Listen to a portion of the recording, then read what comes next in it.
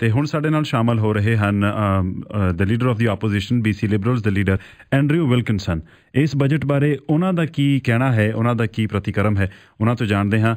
Mister Wilkinson, good morning and welcome to Connect FM. Good morning. What a lovely day to be on the radio. I think it's every day for us. So, Mr. Wilkinson, what's your take on the budget? What is it that you would have done differently if it was you? It's hard to find anyone who's happy with this budget because I think all of us look around and say, am I really better off than I was 3 years ago? And this is especially true for younger people, say under 35, and new arrivals to Canada. They're facing huge increases in ICBC premiums. Their taxes are going up, up, up. And, of course, it's very hard to find a place to live. And so right out of the gate, we get an affordability problem. The NDP's promises of $10 a day daycare have completely disappeared. Housing prices are going up again. Our housing starts have dropped 22%. The manufacturing sector is saying that it's a terrible budget for them. So we look around and say, well, where are we getting any relief? And for anybody who owns a condominium, they're getting these huge increases in their condominium insurance, and there's no suggestion of any help coming from the NDP government. So we turn to John Horgan and we say, what have you done for people? 23 new or increased taxes. You're now going to tax the soda pop that we drink at lunchtime when we go to the fast food restaurants. You know, everything is getting taxed, and we're now in a corner where there's no plan whatsoever to improve the economy. They're looking at a 40% reduction in the profitability of the forest industry. That means huge job losses. Just last Tuesday, 2 days ago in Victoria, we had almost 2,000 people from the forest industry demonstrating on the legislature lawn saying they can't make a living anymore. So this is a big problem. And then, of course, they add on insult to injury by doing things like putting sales tax on Netflix. Well, Mr. Wilkinson, a lot of the issues that you've mentioned, the rebuttal from the government side would be that the issue of ICBC or the affordability crisis was the making of the previous government. ICBC is now going to be out of debt as per this budget, and that dumpster fire has been doused is what the government is now saying. When they point the finger back to the 16 years of the BC Liberal governance, how do you react to that? Well, they've been in office for 2.5 years now, and it's getting a bit late for them to be saying something 10 years ago was the problem. The issue for them is, why are they in office? Are they governing at all? Are you better off? Are you getting a better deal? And we look around and say, well, what infrastructure projects have they built? Have the NDP built anything at all? Point to a bridge or a hospital or a school that's been built by the NDP. The answer is there's nothing. And when you look at Surrey, it's particularly bad because there is nothing in this budget, nothing at all for the next 3 years for Surrey SkyTrain, nothing for Surrey schools, nothing for a Surrey hospital. It's really a complete wasteland for provincial government spending in Surrey, and you wonder what these Surrey MLAs are doing. There are 6 of them, and they've delivered nothing for Surrey. But from the infrastructure point of view, one thing that they do say, and there's been an announcement made on the Patello Bridge. There is a lot of funding for schools and the teachers that will be getting hired. And for the hospital, again, it goes back to the ball gets shot back into the court of the BC Liberals when the government says that, at least we have announced the hospital and the business case is underway. We'll get the business case by the fall. That's what the finance minister said. And the next year's budget will have proper allocations for the funding.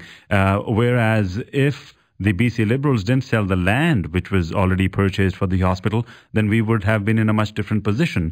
So what's your response to that? Well, if you look at the Liberal record in Surrey, Sver Wala Hospital got $900 million of improvements.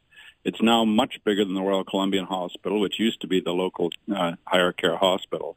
We now have the Jim Pattison outpatient building, which is complete and done. And the concern we have is that the NDP keep providing excuses rather than saying what they're doing. They're doing nothing. People's lives are not improving under the NDP. In fact, what we're seeing is 33,000 jobs were lost in the last 7 months of 2019. At the same time, 70,000 people moved here. So it's going to get harder and harder to find a job.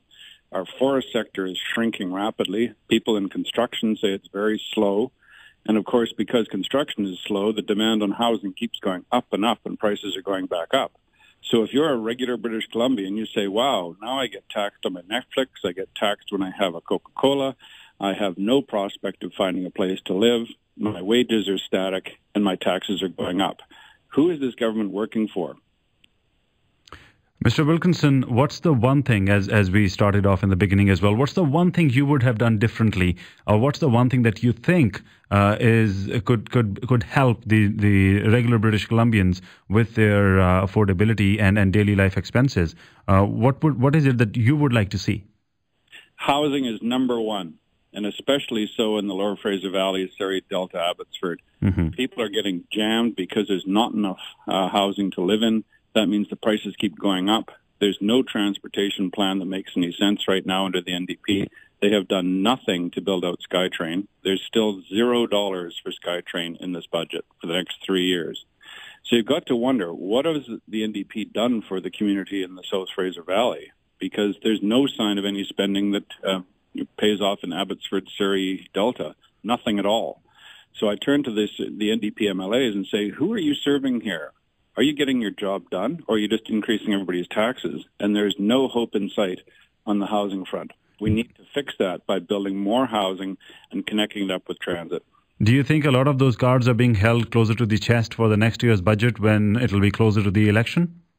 We can expect the NDP are going to play a lot of games. Remember last time they said, oh, yes, there'll be a $400 a year rebate for renters. It didn't make a lot of sense because if you're a millionaire, you're still going to get a rental rebate if you have a $10,000 a month penthouse. But nonetheless, they've abandoned that.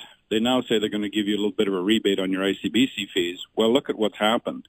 There are people, we've got their invoices. They've gone from $1,500 a year to $7,300 a year. And now the NDP say if they're nice, they'll get $400 back.